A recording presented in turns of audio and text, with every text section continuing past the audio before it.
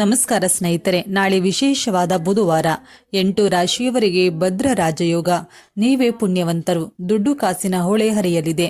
ಹಾಗಾದ್ರೆ ಆ ರಾಶಿಗಳು ಯಾವುದು ಅಂತ ನೋಡೋಣ ಬನ್ನಿ. ಅದಕ್ಕೂ ಮುನ್ನ ನೀವು ದೇವರು ಹಾಗೂ ಜ್ಯೋತಿಷ್ಯ ಶಾಸ್ತ್ರವನ್ನ ನಂಬೋದಾದ್ರೆ ಈ ವಿಡಿಯೋಗೆ ತಪ್ಪದೇ ಲೈಕ್ ಮಾಡಿ, ಹಾಗೆ ನಮ್ಮ ಚಾನೆಲ್ ಅನ್ನ ಸಬ್ಸ್ಕ್ರೈಬ್ ಮಾಡಿ. ಮೇಷರಾಶಿ. ಈ ಚಿಹ್ನೆಯ ಅಡಿಯಲ್ಲಿ ಜನಿಸಿದ ಜನರು ಸಂತೋಷವನ್ನ ಕಾಣಬಹುದು. ಬಹಳ ದಿನಗಳಿಂದ ಬಾಕಿ ಉಳಿದಿದ್ದ ಕೆಲಸಗಳು ಪೂರ್ಣಗೊಳ್ಳಲಿದೆ. ಇದರೊಂದಿಗೆ ನೀವು ಮನೆ ಆಸ್ತಿಯನ್ನು ಸಹ ಪಡೆಯಲಿದ್ದೀರಾ. ವ್ಯವಹಾರದಲ್ಲಿ ನೀವು ಸಾಕಷ್ಟು ಲಾಭವನ್ನ ಪಡೆಯಬಹುದು. ಉದ್ಯೋಗಿಗಳಿಗೆ ಬಡ್ತಿಯ ಜೊತೆಗೆ ಸಂಬಳ ಕೂಡ ಸಿಗಲಿದೆ. ಹೊಸ ಆದಾಯದ ಮೂಲಗಳು ತೆರೆದುಕೊಳ್ಳುತ್ತದೆ. ಕುಟುಂಬದೊಂದಿಗೆ ಒಳ್ಳೆಯ ಸಮಯ ಕಳೆಯಿರಿ. ವೃಷಭ ರಾಶಿ. ಹಳೆಯ ಹೂಡಿಕೆಗಳಿಂದ ಈ ಸಮಯದಲ್ಲಿ ವೃಷಭ ರಾಶಿಗೆ ಸೇರಿದ ಜನರಿಗೆ ಉತ್ತಮ ಲಾಭ ದೊರಕಬಹುದು. ಯಾವುದಾದರೂ ಸಾಮಾಜಿಕ ಕಾರ್ಯಗಳಲ್ಲಿ ಭಾಗವಹಿಸುವ ಅವಕಾಶ ಲಭಿಸಲಿದೆ.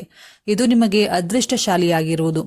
ಇದರೊಂದಿಗೆ ನೀವು ಪಾಲುದಾರಿಕೆ ಅಥವಾ ವ್ಯವಹಾರವನ್ನ ಶುರು ಮಾಡಬೇಕೆಂದಿದ್ರೆ ಈ ಅವಧಿಯಲ್ಲಿ ಯಶಸ್ಸು ದೊರಕುವ ಸಂಭವ ಬಹಳಷ್ಟು ಹೆಚ್ಚಾಗಿರುವುದು.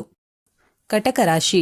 ಸಂಗಾತಿ ಮತ್ತು ಪಾಲುದಾರಿಕೆಗೆ ಸಂಬಂಧಿಸಿದಂತೆ ಈ ಸಮಯ ಸಾಕಷ್ಟು ಶುಭವಾಗಿರುವುದು. ನೀವು ವಿವಾಹವಾಗಬೇಕೆಂದು ಯೋಚಿಸ್ತಾ ಇದ್ರೆ ಈ ಸಮಯ ಸಾಕಷ್ಟು ಉತ್ತಮವಾಗಿರಲಿದೆ. ಪಾಲುದಾರಿಕೆ ಮತ್ತು ವ್ಯಾಪಾರಕ್ಕೆ ಸಂಬಂಧಿಸಿದ ಕಟಕ ರಾಶಿಗೆ ಸೇರಿದ ಜನರಿಗೆ ಹೆಚ್ಚಿನ ಲಾಭ ದೊರಕುವ ಸಂಭವವಿದೆ. ನಿಮ್ಮ ವೈಯಕ್ತಿಕ ಜೀವನದಲ್ಲಿ ಸಂತೋಷ ನೆಲೆಸುವುದು ಮತ್ತು ಯಾವುದಾದರೂ ವಿಷಯಕ್ಕೆ ಮನಸ್ತಾಪವಾಗಿದ್ರೆ ಈ ಅವಧಿಯಲ್ಲಿ ಅವೆಲ್ಲವೂ ಶಾಂತವಾಗುವ ಸಂಭವ ಹೆಚ್ಚಾಗಿರಲಿದೆ. ಸಿಂಹರಾಶಿ. ಈ ಅವಧಿಯಲ್ಲಿ ನೀವು ನಿಮ್ಮ ಆರೋಗ್ಯ ಮತ್ತು ಶಾರೀರಿಕ ಸ್ಥಿತಿಯನ್ನ ಬಲಗೊಳಿಸುವುದು ಉತ್ತಮ.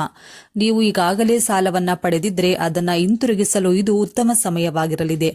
ಈ ಸಮಯದಲ್ಲಿ ಸಿಂಹರಾಶಿಗೆ ಸೇರಿದ ಜನರಿಗೆ ತಮ್ಮ ವಿರೋಧಿಗಳಿಂದ ಮುಕ್ತಿ ದೊರಕುವ ಸಾಧ್ಯತೆ ಹೆಚ್ಚಾಗಿರಲಿದೆ ಮತ್ತು ಯಾವುದಾದರೂ ದೊಡ್ಡ ಸವಾಲು ಎದುರಿಸುವಲ್ಲಿ ನೀವು ಯಶಸ್ಸನ್ನು ಗಳಿಸುವ ಸಾಧ್ಯತೆ ಹೆಚ್ಚಾಗಿರುತ್ತದೆ.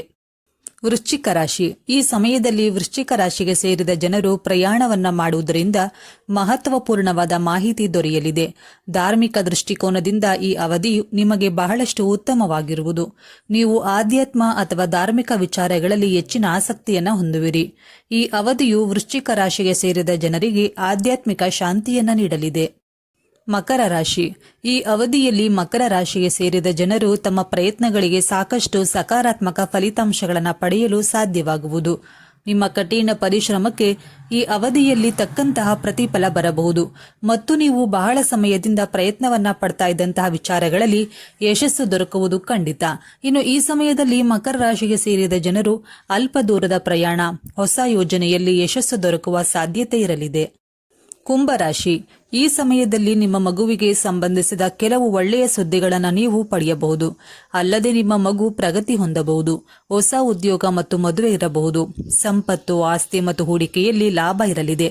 ವೃತ್ತಿ ಜೀವನದಲ್ಲಿ ಅನಿರೀಕ್ಷಿತ ಪ್ರಗತಿಯ ಸಾಧ್ಯತೆಗಳಿದೆ ಮತ್ತು ಕುಟುಂಬ ಜೀವನ ಸಂತೋಷವಾಗಿರಲಿದೆ. ಅಲ್ಲದೆ ನೀವು ಹಠಾತ್ ಆರ್ಥಿಕ ಲಾಭವನ್ನ ಪಡೆಯಬಹುದು. ಮೀನರಾಶಿ.